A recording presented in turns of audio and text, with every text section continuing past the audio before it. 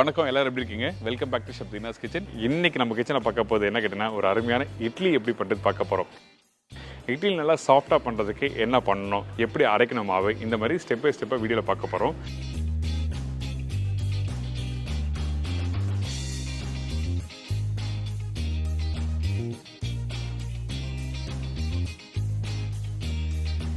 இதோட மிளகாய் சட்னி எப்படி பண்ணுறது பார்க்க போகிறோம். அதாவது இந்த கார சட்னி ரொம்ப காரமாக இருக்குமான்னு சொல்லிட்டு நான் நினைக்க வேண்டாம். இந்த காரத்தோட கொஞ்சம் புளிப்பு, இனிப்பு எல்லாமே போட்டு ஒரு சூப்பரான ஸ்டைலில் பண்ண போகிறோம் இந்த மிளகாய் சட்னி.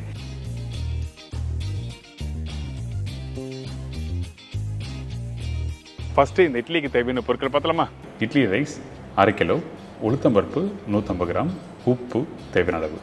இதாங்க இட்லிக்கு தேவையான பொருட்கள். ஃபஸ்ட்டு நம்ம என்ன பண்ணுறோன்னா, நம்மக்கிட்ட இருக்க இந்த இட்லி அரிசியும் உளுத்தம்பருப்பும் தண்ணியில் ஊற வைக்க போகிறோம். அதனால் நம்மக்கிட்ட இருக்க இந்த இட்லி அரிசியை இந்த பவுலில் போட்டிருக்கேன். நீங்கள் இட்லி நல்லா பண்ணுறதுக்கு ஃபஸ்ட்டு நம்ம என்ன பண்ணுறோன்னா, நல்ல குவாலிட்டி இட்லி அரிசி வாங்கி யூஸ் பண்ணணும். புழுங்கல் அரிசி யூஸ் பண்ணலாம், ஒன்றும் தவறில்லை. ஆனால் பக்குவமாக புரிஞ்சுட்டு நீங்கள் வீட்டில் பண்ணால் நல்லாயிருக்கும். நான் எப்போவுமே யூஸ் பண்ணுறது இட்லி அரிசி தான். அதனால் நம்ம என்ன பண்ணுறோன்னா, இந்த அரிசியில் தேவையான தண்ணி ஊற்றி நல்லா ஊற வைக்கிறோம். ஊற வைக்கிற பக்குவம் என்ன கேட்டிங்கன்னா, குறைஞ்சபட்சம் ஒரு 3லேருந்து 4 மணி நேரம் நல்லா அரிசி ஊறணும். இந்த உளுத்தம்பருப்பு வந்து தண்ணியில் நல்லா ஊற வச்சுருங்க. எப்படி அரிசியை நல்லா ஊற வைக்கிறீங்களோ அதே நேரத்துக்கு இந்த உளுத்தம்பருப்பு நல்லா ஊறணும். ரெண்டுமே கரெக்டாக ஊறினா தான் அரைக்கிறதுக்கு ஈஸியாக இருக்கும். சில பேர் வந்து 2 மணி நேரத்துக்கு ஊற வச்சு அரைப்பாங்க. அப்படி பண்ணிங்கன்னா உங்களுக்கு உளுத்தம்பருப்பும் அரிசியும் சரியாக அரையாது. அப்படி அரையிலனா இட்லி நல்லா வராது.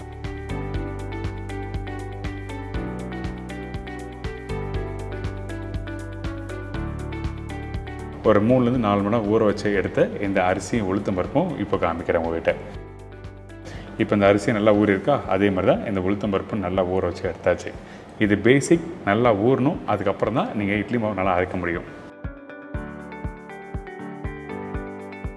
நீங்கள் கிரைண்டரில் அரைக்கும் போது ஃபஸ்ட்டு அந்த கிரைண்டரோட குவாலிட்டி எப்படி இருக்குது. சில பேர் வந்து அந்த கிரைண்டர் சரியாக ஓடாது. அந்த டைமில் இந்த உளுத்தம்பருப்பு போட்டால் கரெக்டாக அரையாது. அதனால தான் நம்ம என்ன பண்ணுறோன்னா, அந்த கிரைண்டர் கண்டிஷன் எப்படி இருக்குன்னு சொல்லி ஃபஸ்ட்டு பார்த்துங்க.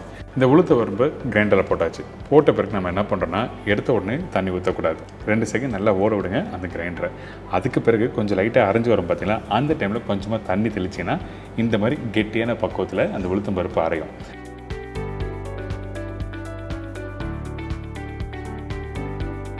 இதுக்கு பிறகு நம்ம என்ன பண்ணுறோம்னா, அப்பப்போ தண்ணி தெளித்து இந்த மாதிரி அரைக்க வேணும். நல்லா புரிஞ்சுக்கோங்க. தண்ணி ஒரே டைமில் நீங்கள் ஊற்றிட்டிங்கன்னா கண்டிப்பாக வந்து அந்த உளுத்தம்பருப்பை வந்து அரைக்கிறதுக்கு டைம் எடுக்கும். நல்லா அரையலைன்னா கண்டிப்பாக வந்து அந்த உளுத்தம்பருப்பு பொங்கி வர டைமில், அதாவது புளிச்சு வர டைமில் உங்களுக்கு கரெக்டான இட்லி சாஃப்டாக கொடுக்காது. இப்போ பார்த்தீங்களா, ஃபஸ்ட்டு காமிச்சதுக்கும் இப்போ காமிச்சதுக்கும் எப்படி இருக்குது. அதே டைமில் அந்த மாவு எடுத்து நீங்கள் கீழே போட்டிங்கன்னா அப்படி மெதுவாக விழணும்.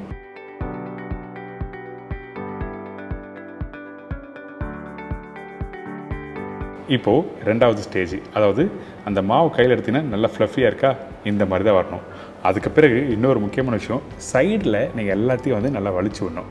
ஏங்கிட்டன்னா அங்கங்கே உளுத்தம்பருப்பு அப்படியே இருக்கும். இந்த மாதிரி டைமில் அப்பப்போ வலிச்சு விட்டு அப்பப்போ தண்ணி தெளித்து நீங்கள் எடுத்தீங்கன்னா மாவு நல்லா சூப்பராக ஆகிடும். நல்ல கிரைண்டர் நீங்கள் வீட்டில் யூஸ் பண்ணுறீங்கன்னா அதிகபட்சம் ஒரு 5 to 8 மினிட்ஸில் இந்த மாவை அரைச்சி எடுத்துடலாம். இந்த 1/2 கிலோ குவான்டிட்டிக்கு. பார்த்தீங்களா, இந்த மாவு எப்படி இருக்குது, நல்லா ஃப்ளஃபியாக சூப்பராக வந்திருக்குல்ல. இந்த மாதிரி தான் வரணும். ஸோ கரெக்டாக நீங்கள் புரிஞ்சுட்டு வீட்டில் அரைச்சிங்கன்னா உங்களுக்கு நல்லா அரைக்க முடியும். இன்னொரு முக்கியமான விஷயம் சொல்லிடுறேன்.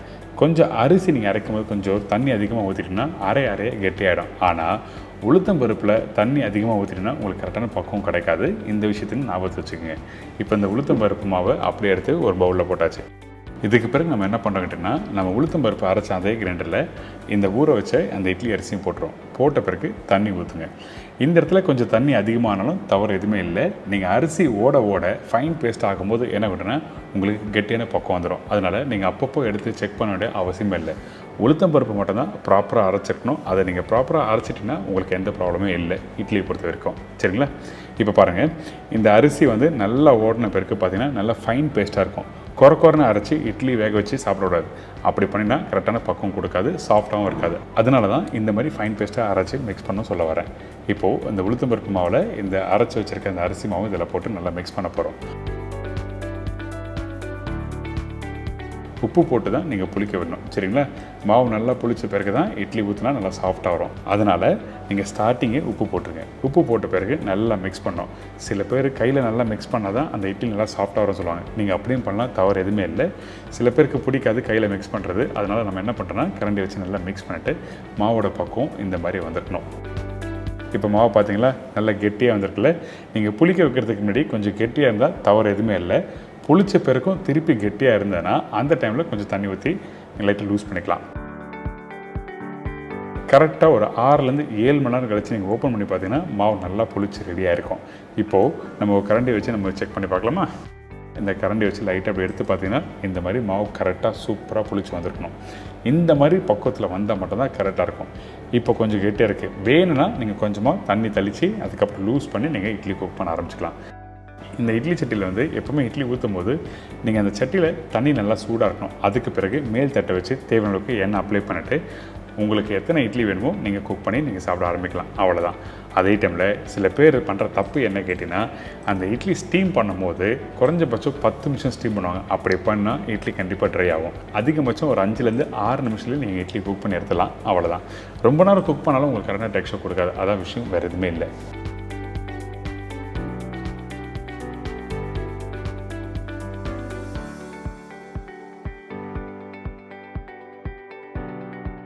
அரை கிலோ அரிசிக்கு 150 கிராம் உளுத்தம் பருப்பு சொன்னோம் பார்த்தீங்களா?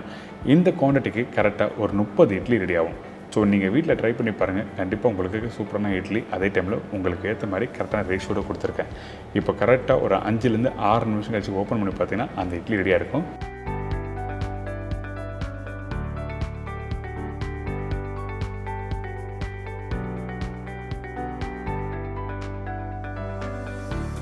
கொஞ்சம் சூடு ஆறின பிறகு சின்ன ஸ்பூனை வச்சு நீங்கள் எடுத்திங்கன்னா உங்களுக்கு ஒரு சூப்பரான மெதுமெதுன்னு இட்லி ரெடி.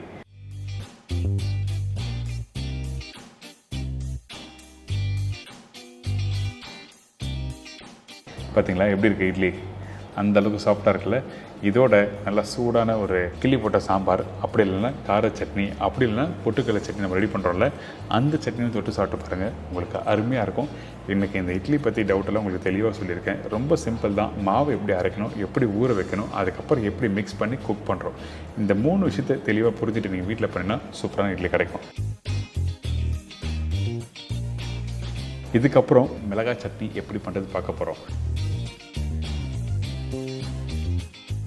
காய்ந்த மிளகாய் 30 கிராம், கடலைப்பருப்பு 4 டேபிள் ஸ்பூன் அதாவது 50 கிராம், உளுத்தம்பருப்பு 8 டேபிள் ஸ்பூன் அதாவது 100 கிராம், இஞ்சி 3 சின்ன துண்டு, இடித்த பூண்டு 20 கிராம், புளி ஒரு மீடியம் லெமன் சைஸ், பெருங்காயம் 1/4 டீஸ்பூன், தேங்காய் 4 வத்தை, கருவேப்பிலை தேவையான அளவு, கொத்தமல்லி சிறிதளவு, வெல்லம் 50 கிராம், உப்பு தேவையான அளவு, கடுகு 1/4 டீஸ்பூன், நல்லெண்ணெய் சமைக்கிறதுக்கு தேவையான அளவு. இதாங்க இந்த ரெசிபிக்கு தேவையான பொருட்கள். ஃபஸ்ட்டு நம்ம என்ன பண்ணுறோன்னா 30 கிராம் காஞ்ச மிளகாய் எடுத்துருக்கோம்.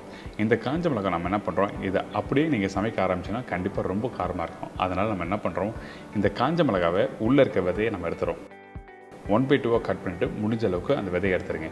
அங்கங்கே 1, 2 இருந்தால் ஒன்றும் தவறு எதுவுமே இல்லை. அதனால் முடிஞ்ச அளவுக்கு நீங்கள் இந்த விதையை எடுத்துகிட்டு அடுத்த ஸ்டேஜ் போகிறது நல்லது.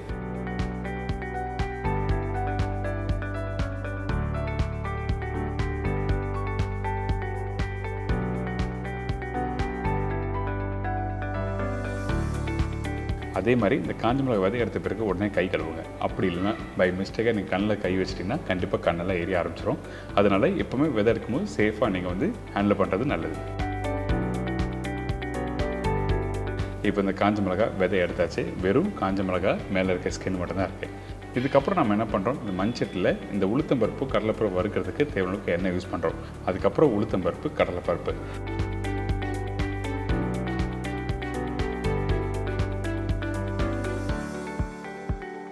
இந்த உளுத்தம்பருப்பும் கடலைப்பருப்பும் கொஞ்சம் லைட்டாக வறுக்க ஆரம்பிக்கிறோம்.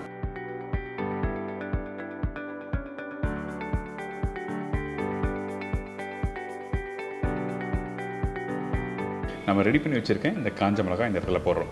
அதே டைமில் இடித்து வச்சுருக்க பூண்டு தோலோடு இடித்த பூண்டு தான் இந்த ரெசிபிக்கு யூஸ் பண்ணுறோம். அதே டைமில் கொஞ்சம் கருவேப்பிலை. இந்த கருவேப்பிலை கொஞ்சம் தாராளமாக போடுங்க. இந்த மாதிரி ரெசிபிக்கு கருவேப்பிலை அதிகமாக இருந்தால் ரொம்ப நல்லாயிருக்கும். இந்த கடலைப்பருப்பு, உளுத்தம்பருப்பு, காஞ்ச மிளகாய், பூண்டு, கருவேப்பிலை இது எல்லாத்தையும் ஃபஸ்ட்டு வறுக்க ஆரம்பிக்கிறோம்.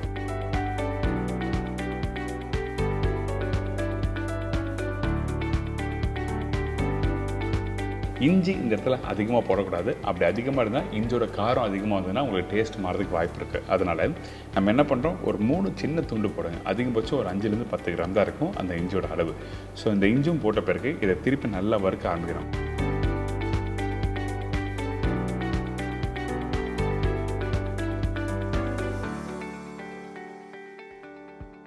கொஞ்சம் லைட்டாக கலர் மாறி வர டைமில் கட் பண்ணி வச்சுருக்க தேங்காவை போட ஆரம்பிக்கிறோம். அதாவது கொஞ்சம் இந்த கலர் மாறுற டைமில் இந்த தேங்காவை போடுறேன். தேங்காய் எடுத்த உடனே இங்கே போட்டு வறுக்க ஆரம்பிச்சுன்னா டேஸ்ட் மாறும். அதனால் இந்த தேங்காய் கரெக்டாக ஒரு 30% அளவுக்கு வதங்கினா மட்டுமே போதும். அதே டைமில் கொஞ்சம் உப்பும் போட்டுடுறோம். புளி எக்ஸாக்டாக நிறைய பேர் கேட்குறாங்க, அதோட அளவு என்னன்னு கேட்குறாங்க. ஒரு மீடியமான லெமன் சைஸில் அந்த புளியை யூஸ் பண்ணியிருக்கேன். அதனால தான் ரவுண்டாக உங்களுக்கு பிடிச்சி காமிச்சிருக்கேன். இந்த அளவுக்கு போடுங்க, கரெக்டாக இருக்கும். இந்த புளி போட்ட பிறகு அடுப்பு ஆஃப் பண்ணுறேங்க. அடுப்பு ஆஃப் பண்ண பிறகு வெல்லம் இந்த இடத்துல 50 கிராம் வெல்லம் போட்டிருக்கேன். 30 கிராம் காஞ்ச மிளகாக்கு 50 கிராம் வெல்லம் கண்டிப்பாக தேவை. அப்போ தான் உங்களுக்கு அந்த காரம் கரெக்டாக பேலன்ஸ் ஆகும். அதனால தான் 50 கிராம் வெல்லம் போட்டிருக்கோம்.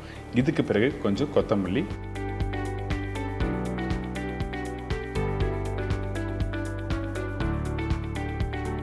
பெருங்காயம் இதெல்லாம் போட்ட பிறகு நல்லா மிக்ஸ் பண்ண ஆரம்பிங்க.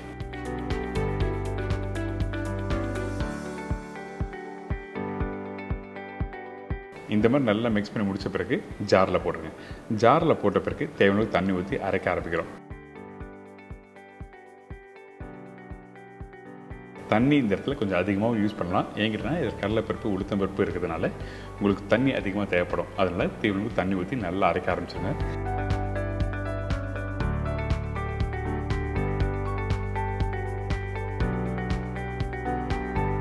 ஃபைன் பேஸ்ட்டாக இருந்துச்சுன்னா இந்த காஞ்ச மிளகா, கருவேப்பிலாம் கொஞ்சம் அரையாமல் இருந்தாலும் டேஸ்ட் உங்களுக்கு எக்ஸாக்டாக உங்களுக்கு என்ன கிடைக்கும்னு சொல்லி தெரியாது.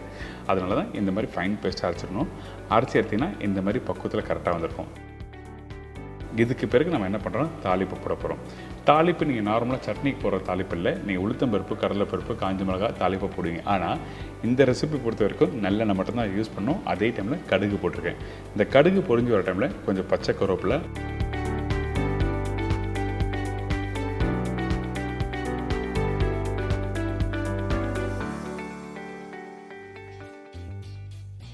அதுக்கு பிறகு அரைச்சி வச்சுருக்க இந்த மிளகாய் சட்னியை போட்டு நல்லா மிக்ஸ் பண்ணி எடுத்து சர்வ் பண்ணால் ஒரு சூப்பரான சட்னி ரெடி.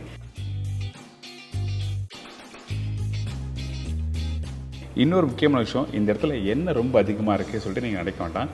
எண்ணெய் கொஞ்சம் அதிகமாக இருந்ததுன்னா கண்டிப்பாக கெட்டு போகாது. உங்களுக்கு வேணும்னா நீங்கள் கம்மியாக போட்டுக்கலாம், ஒன்றும் தவறு எதுவுமே இல்லை.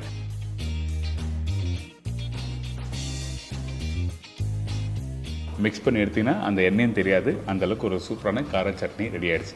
இந்த மிளகாய் வச்சு நீங்கள் எப்படி ஒரு அருமையான ஸ்டைலில் நீங்கள் சட்னி எப்படி பண்ணுறது சொல்லி கொடுத்துருக்கேன். நீங்கள் நார்மலாக பண்ணுற சட்னியோட இந்த சட்னி ஒரு டிஃப்ரெண்டான டேஸ்ட்டு. அதாவது காரம், இனிப்பு, புளிப்பு இந்த 3 டேஸ்ட்டும் சேர்ந்து தான் இந்த சட்னி.